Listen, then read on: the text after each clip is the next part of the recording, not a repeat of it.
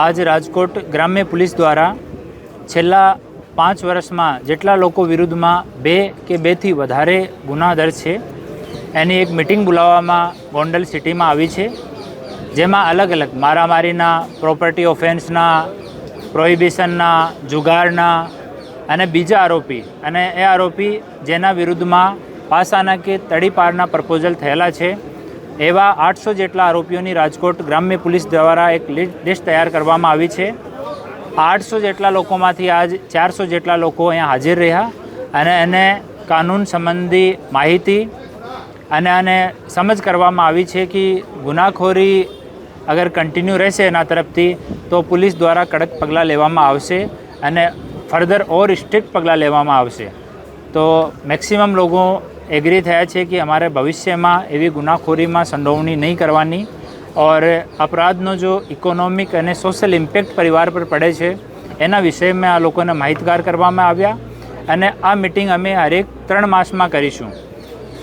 माननीय HM sir और माननीय DG सर की हमें कंटिन्यू सूचना रहती है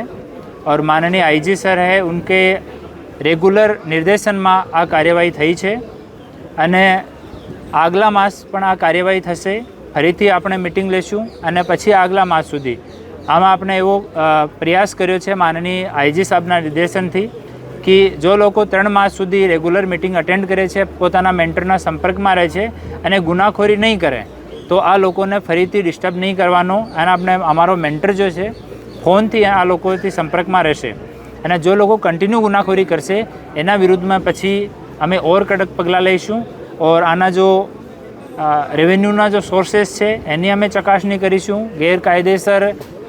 प्रवृत्तिओंथी कोई प्रॉपर्टी लीधी होय एनी पण अमे चकासणी करीशुं અને એના વિરુદ્ધમાં જો પણ લીગલ કડકથી કડક પગલાં થઈ શકે એ પગલાં લેવામાં આવશે। અમારા આપણા રાજકોટ ગ્રામ્ય વિસ્તારમાં 800થી વધારે નાનાથી લઈને મોટા ગરબા છે અને આમાં 11 જેટલા ગરબા કોમર્શિયલ ગરબા છે જેમાં ટિકિટનું વેચાણ થયું છે। તમામ જગ્યાઓ પોલીસની સારી બંદોબસ્તની વ્યવસ્થા કરી છે। होमगार्ड અને પોલીસ મળીને 2000 જેટલા લોકો ફિલ્ડમાં રહેશે પૂરા 10 દિવસ અને આ સિવાય અમારી સી ટીમની 50 જેટલી મહિલાઓ છે જે સિવિલ અને ટ્રેડિશનલ કપડામાં તમામ શહેરી ગરબામાં અને કોમર્શિયલ ગરબામાં ટ્રેડિશનલ ડ્રેસમાં કેમેરા સાથે ડિપ્લોયડ રહેશે। આ સિવાય 100 જેટલા પોલીસકર્મી અમે સિવિલ ડ્રેસમાં એની નિમણૂક કરી છે જે લોકો પેટ્રોલિંગ પણ કરશે અને ગરબાની જગ્યાની આજુબાજુમાં પાર્કિંગમાં ત્યાં કોઈ નશાખોરી હોય, ત્યાં કોઈ મહિલાઓ માટે સુરક્ષિત માહોલ હોય એની ચકાસણી પણ કરશે અને તમામ ગરબા આયોજકો સાથે પણ અમારી મિટિંગ થઈ છે। તમામ લોકો એકદમ કટિબદ્ધ છે કે મહિલાઓ અને આપણે સમાજની વ્યવસ્થા જો છે એના ધ્યાનમાં લીધે મહિલાઓની સુરક્ષાને ધ્યાનમાં લીધે તમામ વ્યવસ્થા કરવામાં આવી છે અને શાંતિથી,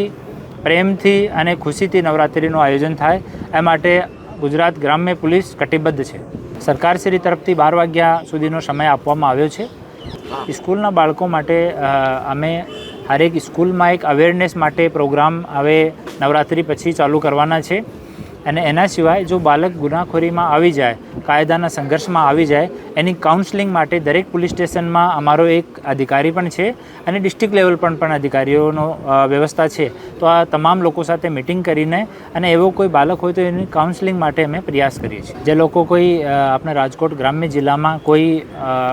માણસ NDPSની કામગીરી કે હથિયારવાળો કે ઓર કોઈ ગુનાખોરી કરતો હોય તો અમારી કચેરીમાં આવીને અમને કહી શકે। અમારા કંટ્રોલ રૂમનો જો નંબર છે એના ઉપર ફોન કરીને કહી શકે અને અમારા કોઈ પણ પોલીસ સ્ટેશનમાં ને ડીવાયએસપી શ્રીને અપ્રોચ કરીને કહી શકે। જે આને